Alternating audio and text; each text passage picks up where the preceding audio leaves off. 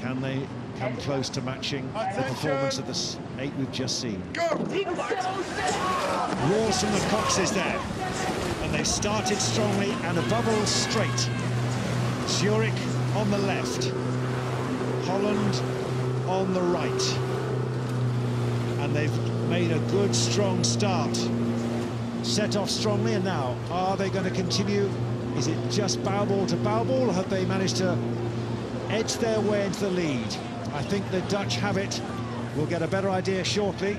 There's not much in it, actually, is there? There's not much in it. And this could be a close competition, Jonathan. Both these crews raced, did 7:05 down the course yesterday. One of them won by 4 lengths, the other one easily. So both of them have progressed pretty neatly through the regatta to this stage. But I know this is going to be a race. Look at this. 16 men, back to back, stroke for stroke. Neither boat making an inch on the other at the moment.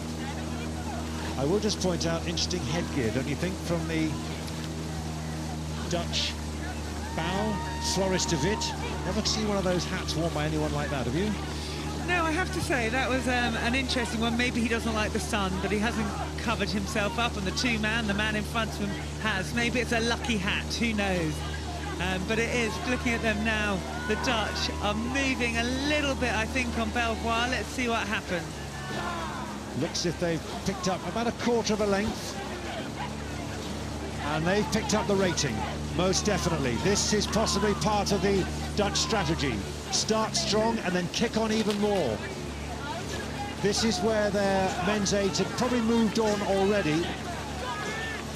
And this is an aggressive move. I'm just noticing that guys are talking to each other. You know, usually it's the coxswain, the man with the microphone that does the message to the whole crew, but they obviously had that in their race plan, and you can see that encouragement. And, you know, it's a side-by-side race, and you have to make decisive moves, because if you use your energy, go above the red line, as we talk about, you can only do that a couple of times in a race.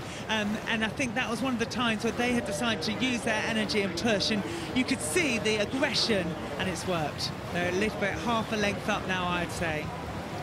So that's been channeled positively. What can the crew from Zurich manage then? On the right of your screen, with those blue vests, second in the senior eights at the National Snanen Regatta over a 2-kilometre course. Finished first also in the Schmerikon Regatta in the senior eights. That's in early May. And fourth in the Swiss National Championship. So this is a very good Club 8 from Switzerland, meeting a very good Club 8 from the Holland. And, you know, now we've got a length there. You've got a little bit of gap, and that Dutch boat is still going away. And it's really interesting. When you see a style, we just watched it for their National A, you can see the same efficiency of the rowing. They're going to be watching their superheroes, their National A, and wanting to do the same thing. And it is work trickling down in Dutch rowing. I love this. It's lovely to watch. Are we seeing the start of something really special then in Dutch rowing? They've always been strong, but this new methodology, this new ethos, if it does percolate down and does become that Dutch style, it could be fascinating to see. And of course, if it's rewarded in Rio and in August, that is such a huge shot in the arm to any system of rowing, surely.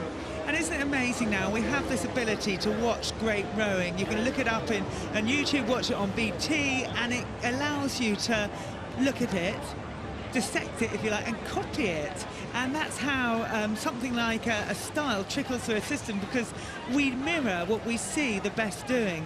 And look, here we go. The best of the Thames athletes, the best of this race are moving away at the moment. Yes, what was just a little bit of clear water, then to a length, has now suddenly multiplied ferociously. They have kicked on, and the Swiss crew are trailing. However polished they are, and they've got the credentials against another crew. Maybe they would have been leading, maybe in the same sort of position. The roles would have been reversed, but at the moment, this Dutch crew are well into their stride, and they have been mighty impressive. And again, those on the banks should possibly take time out and just appreciate what they're watching, because for the second race in a row, 2 Dutch crews have really set the standard. And I love it because Belvoir have come here, and for a lot of these guys it's their first Henley. They will have been soaking it up in the earlier rounds. They've had a really good journey through the regatta to this, and you know, this is what the regatta's about, is you have to step up each day and beat the person you meet on that day. Sometimes you need your best performance to do that, but you have to be able to race 5 days in a row if you're going to enter a boat, an event with 32 boats like the Thames Challenge. That hat is definitely not aerodynamically styled, but it doesn't matter when you're as powerful as that, and when you've got a cox who knows exactly the game plan, and you all are attuned to what the cox, and in particular the coach, wants, then it just flies. Maybe the lucky hat will become part of the Dutch style. Every baron has to wear one, okay? But it might help if it pours with rain, not that we're looking for that, because there's a lot more blue sky above. Blue water, blue vests, blue sky. The Dutch are, I'm tempted to say, turning the water orange, but clearly that's an exaggeration. But the bottom line is they are proving highly efficient. And this is a really good 10 minutes or so, maybe 15 minutes or so for Dutch rowing.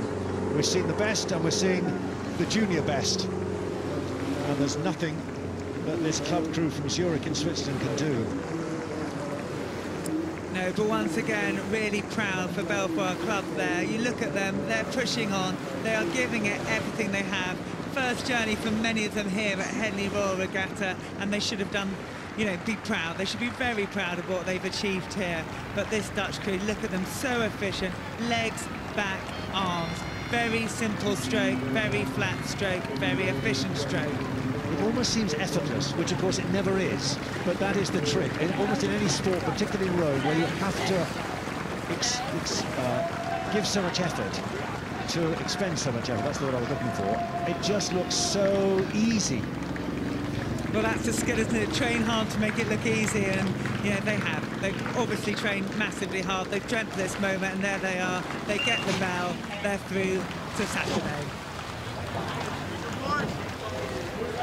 Zürich put in a finish, but they know it's too little, too late. This will be the second bell.